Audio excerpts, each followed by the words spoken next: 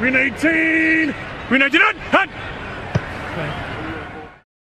안녕하세요, 반갑습니다. 픽단입니다. FA 시장이 얼추 끝나가는 시점에서 팀별 이야기를 하나씩 하려고 하는데, 지난 영상에서 댓글을 좀 달아줬던 팀들 중에 휴스턴 텍산스에 대해 얘기를 해보려고 합니다. 텍산스는 전년도 24시즌의 가장 실망적인 팀 중에 하나였다고 생각이 좀 들어요. 기대 대비해선 특히요. 23시즌에 텍산스는 CJ 스트라우드라는 정말 그 걸출한 신인 쿼터백이 팀에 합류하면서 팀이 완전히 바뀌어버렸고, 4년 만에 모두 예상을 뒤엎고 플레이오프에 진출했을 뿐만 아니라 플레이오프에서 첫 승까지 거뒀었어요.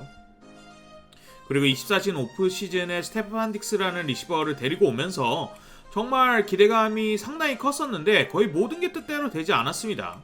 두 시즌 전적으로 보면 둘 다 10승 7패로 성적 자체는 큰 차이는 없는데 내막을 들이켜보면 거의 완전히 다른 시즌이었어요. 수비부터 보면 확실히 전년도에 비해 그렇게 크게 나쁘진 않습니다. 서드다운이랑 레드존 방어율이 반영된 클러치는 좀 떨어졌지만 턴오버와 색을 나타내는 빅플레이 수비가 좀 좋아진 것을 볼 수 있고, 좀 더 자세한 지표를 봐도 허용야드, 플레이당 허용야드 기대값이 이제 EPA는 좀 떨어졌는데 상대한 이들의 수준을 조정할 수치인 DVOA는 또 굉장히 좋아진 걸 볼 수 있거든요. 그래서 전체적으로 강한 팀 대비해서 훨씬 더 좋은 모습을 보였다 정도라고 해석을 하면 될 것 같고, 근데 문제는 공격이었습니다. 거의 공격의 모든 분야에서 후퇴를 했었고, 23시즌에 보여주던 그 강력한 한방을 가졌던 공격은 거의 아예 실종되었다 해도 과언이 아니었어요. 물론 팀의 리시버들이 모두 돌아가면서 부상을 당한 것도 굉장히 큰 영향을 끼쳤지만 가장 큰 문제가 되는 건 바로 패스보였습니다. 시즌 내내 색을 54번이나 받았는데 이는 리그에서 3위의 색 허용으로 리그에서 가장 색을 많이 허용한 팀 중에 하나였습니다. 피압박률도 27%로 리그에서 가장 쿼터백을 보호하지 못했던 팀이라는 건 자명한 사실이었습니다. 특히나 취약점이 되었던 거는 내곽 라인맨과 그들의 스턴트라는 플레이에 대한 대응입니다. 스턴트라는 거는 라인맨들이 자신의 앞에 있는 선수를 향해 각도라는 것이 아니라 한 명이 사선으로 갖다 박으면서 어느 정도 좀 2대1을 만들어주고 또 다른 한 명이 쇄도를 하는 듯 하다가 엇박으로 돌아 들어가면서 쇄도를 하는 건데요. 태클끼리 하는 TT 스턴트, 태클과 엔드가 하는 TE 스턴트, 두 명의 선수들을 갖다 받고 크게 돌아 들어가는 스턴트 등 굉장히 많은 스턴트가 있는데 현재 NFL에서 굉장히 큰 대세가 되고 있는 전술 중에 하나예요.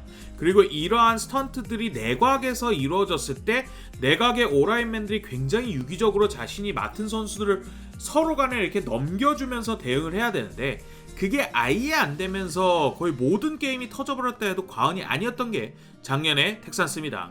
어린 쿼터백 중에 거의 리그 최고 티어라는 생각이 드는 CJ 스트라우드도 수비들한테 계속 당하면서 이제 필드 전방이 아니라 자신의 발밑을 보기 시작하는 나쁜 습관까지 생겼는데요. 참 CJ 스트라우드에 반해서 입문한 많은 텍산스 팬들에게는 굉장히 절망적인 한 시즌이었습니다.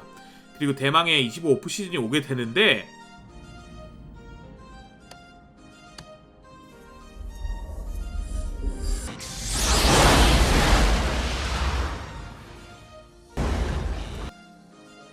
This is Houston. Say again, please. Houston, we have a problem. 쉽지 않습니다. 휴스턴 텍산스 팬들 입장에서는 절망적인 보도들이 이어지는데요. 가장 충격적이었던 건 역시나 레레미 턴실을 워싱턴 커맨더스로 트레이드한 것입니다. 레레미 턴실은 16년도에 1라운드 13번 픽으로 데뷔한 레프트 태클인데 런닝에선 꽤 준수한 정도의 선수이지만 패스 블로킹에 관련돼서는 리그에서 한 손 안에 들 정도로 쭉 장기간 동안 어마어마한 위력을 보여준 베테랑이에요. 이게 어떻게 보면 전년도 팀에서 가장 큰 문제가 되었던 오라인에서 가장 좋은 선수를 다른 팀으로 보내버린 격입니다. 보강을 하기는커녕이에요. CJ 스트라우드 입장에서 정말 청천벽력 같은 소식일 것인데 CJ 스트라우드가 아까도 말씀드렸던 압박을 굉장히 많이 허용했지만 어쩌면 그나마 그 정도로 마무리가 절 수 있었던 것도 사실 레레미 턴실이 왼쪽에서 단단하게 버텨줘서라고 볼 수도 있기 때문인데요. 레레미 턴실 자체가 라커룸에 맞지 않아서 보낸 것이다, 여러 루머들이나 이런 말이 있긴 했지만 턴실의 인터뷰를 보면 팀의 선수진을 좀 어리게 유지하고 싶어한 그 감독과 코치진의 결정이 아닌가라는 말을 했었는데요. 신임 오라인 코치로 선임된 콤포보치가 왜 선임되었냐는 물음에 드미코 라이언스 감독이 어린 선수들과 교감을 잘하는 모습이 굉장히 인상적이어서 선임을 했다라는 인터뷰를 했다는 점에서 확실히 좀 세대 교체를 노린 트레이드가 아니었을까 하는 생각은 듭니다. 아직 쿼터백인 스트라우드가 루키 계약에 머물러 있어서 셀러리 캡의 여유가 충분할 거고 세대 교체를 일찍 할 필요가 있나라는 생각이 분명히 들기는 해요. 특히나 텍산스에서 가장 기대되는 것 중에 하나는 NFL 공격에서 가장 중요한 세 개의 포지션 쿼터백, 레프트 태클, 리시버에서 각각 리그를 대표할 만한 혹은 몇 년 뒤에 대표할 것 같은 느낌이 드는 슈퍼스타가 있다는 점이 굉장히 컸는데 거기에서 베테랑으로서의 중요한 축을 해주던 레레미 턴실을 보내버린 거라 걱정이 좀 많이 앞서긴 합니다. 뭐 어쨌든 간에 턴실의 빈자리 그리고 바랬던 작년 내각 오라인맨의 부진을 보강하기 위해 캠 로빈슨과 에드 잉그램을 데리고 오는 텍산스인데요.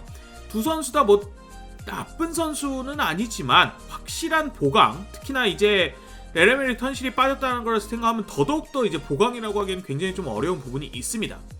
이 텍산스 자체적인 내부적인 판단으로 전년도 오라인의 이 스턴트를 전혀 막지 못한 페인을 재능의 부족이라기보다는 스턴트라는 전략적인 수를 파괴하지 못했다라는 것에서 좀 착안을 한 것 같고요.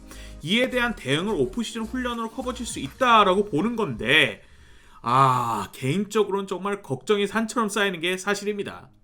반면에 수비 쪽에서는 좀 굉장히 단단해졌다는 생각이 듭니다. 애초에 휴스턴 텍산스의 수비는 제 생각에 24시즌의 탑 5, 뭐 좀 관대하게 봐도 탑 10 안에는 충분히 들 정도로 강력하다는 생각이 듭니다. 윌 언더슨 주니어, 다니엘 헌터라는 이 엣지러셔 듀오는 리그에서 한 손 안에 들 정도로 굉장히 강력하고요. 뭐 개인적으로 거의 제일이 아닐까라는 생각이 들 정도로 강력한데 거의 다 코너백 진영에서 스팅리 선수도 작년에 부상으로 복귀하고는 이제 어느덧 리그의 상위권 코너백으로 올라섰습니다. 여기에 수비코치 출신인 디미코 라이언스가 감독이 되면서 자신의 중가를 정말 유감없이 보여주고 있는데 요소에 이번 오프시즌에서 좋은 선수들을 정말 많이 데리고 왔어요. 가장 중요한 선수는 우승팀인 이글스에서 CJ 가너 존스를 데리고 왔고 세이프티 포지션인 선수인데 러닝과 패스 차단 양쪽에서 활용해줄 수 있는 굉장히 귀중한 자원이거든요. 특히나 커리어 초기에는 이제 러닝 쪽에서의 수비 가담과 슬로 코너백으로 활약을 많이 했었는데 지난해부터는 이제 최후방에 있는 프리 세이프티로 최후방에서 공을 낚아채는 일종의 그 축구로 치면 뭐 스위퍼라고 해야 될까요? 이러한 포지션에서 자신의 재능을 좀 굉장히 뽐냈던 선수가 바로 CJ 가너 존슨이기도 합니다. 이 굉장히 귀중한 자원이 들어온 거고 이 외에도 세든 랭킨스라든가 뭐 EJ 스피드라든가 전체적인 스타 플레이어는 아니지만 수비진의 로스터를 굉장히 두텁게 해줄 수 있는 좋은 선수들을 데리고 오면서 팀의 수비 자체가 좀 굉장히 단단해졌다는 느낌이 들게 해줘요. CJ 스트라우드라는 이 불세출의 쿼터백과 선수 시절 자신을 드래프트했던 친정으로 돌아온 감독 디미코 라이언스가 이끄는 정말 매력적인 팀이 휴스턴 텍산스인데 저 지난 시즌부터 이번 시즌까지 오프시즌에 살짝의 좀 의문이 계속 듭니다. 한 발 빠른 세대 교체라든가 약점을 보강하기보다는 강점을 더 보강하는데 초점을 굉장히 맞춘 텍산스가 25시즌에는 어떨지 굉장히 좀 기대가 됩니다. 오늘 영상 여기까지입니다. 감사합니다.